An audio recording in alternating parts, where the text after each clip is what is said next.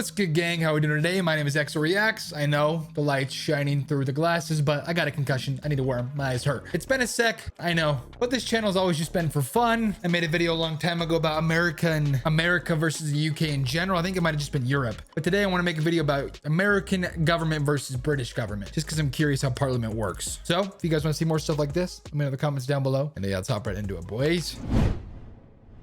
Go back. Okay, back. Let's get it. This is an explanation of the two main systems of democratic government, presidential versus and parliamentary. Okay. Around the world, there are many variations of these two types, but we're going to focus on the United States and the United Kingdom because they exist on the opposite ends of the democratic spectrum, and they've been the most interesting. They exist on the different spectrum of the democratic system. That's wild. I didn't know that's the thing. Like, I know about government, but it's cool. It's cool. Influential to other countries around the world.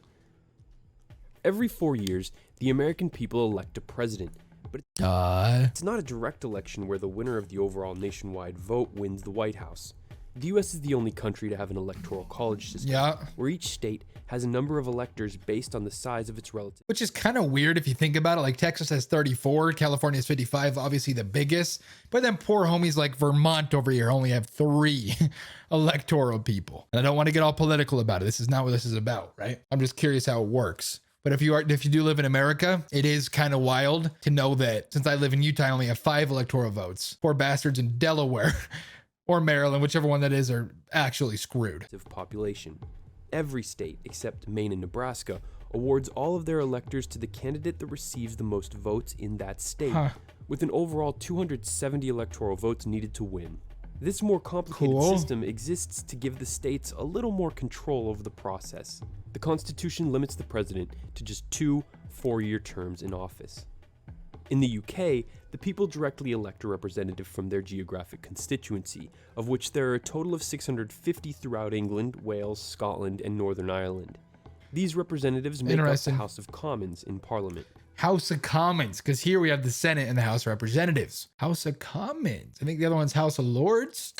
I think it's pretty cool. The leader of whichever party wins the most seats in this general election, which occurs every 5 years, becomes the Prime Minister, who has no term limits. No term limits, huh? That's wild. Forms a government.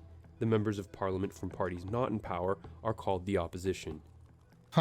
Once inaugurated, the president appoints 15 cabinet officers to run the various departments of the executive branch of government. Nominees have to be confirmed by the Senate. I knew that. However, the Prime Minister's appointments for the 21 different cabinet positions need no confirmation, although they must be currently serving in either the House of Commons or the House of Lords. House of Lords, I knew it was the thing. In the American presidential system, the power to create laws is split between the president and the lower, the House, and upper, the Senate, chambers of Congress. Yes. In America, both houses of Congress must pass a version of a bill. Indeed. But for a passed bill to become a law, the president must sign it. If the president refuses... Kind of weird, huh? It's kind of cool just to think how many steps there is for something to become a law. And I think there's so many checks, like obviously there is, right? But they were just so scared of a king. You know what I mean? So it's like England still is out there vibing with the queen, all respect to her. But like America's founding fathers were so adamant that it never happens again. So we got to make sure these two agree, then the president agrees. If he doesn't, he vetoes it. You know what I mean? It's just kind of wild. This is called a veto. The Congress can try and override the veto with a 2/3 majority vote. I can't tell you the last time a video started loading. Looks like we're back to McDonald's Wi-Fi, boys. Got problems overnight. Look at that. I'm watching a video about England and I got an ad for it. The Congress is the second branch of the federal government. The third is the Supreme Court. Supreme Court? Body whose members are nominated by the Senate and serve life terms. Yeah. The Supreme Court is the court of last appeal and decides if state and federal laws are legal under the Constitution. Interesting. The legislative body is a bit more complicated in the UK's parliament. Really? Although it also has an upper and lower chamber. Both the lower, elected House of Commons, and the upper House of Lords make and shape the laws. But the House of Lords isn't elected, and is made up of officials appointed by the Queen, bishops from the Church of England. Really? Hold on, I gotta look that up now. Does England have religious freedom? The right of to freedom of religion and belief is one of the rights protected by the human. Okay, so okay, cool. So it's appointed to by the Church of England, but religious freedom is now a thing in the United. That's good stuff. Of England and hereditary peers, many of whom inherit their positions. Lords play a wise man's role as an unelected check on decisions made by the House of Commons. Bills are presented by the Prime Minister's government, debated and changed by both houses in the Parliament, who must then both agree on a bill for it to become law. Okay, so it's the same as A America, Supreme kind of. Court, with less power than the American version, was created in 2009.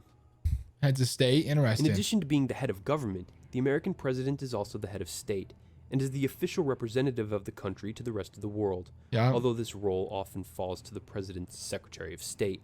The president is the commander-in-chief of the military of the United States, although only the Congress can formally declare war. The president lives at the White House at 1600 Pennsylvania Avenue in the heart of the District of Columbia.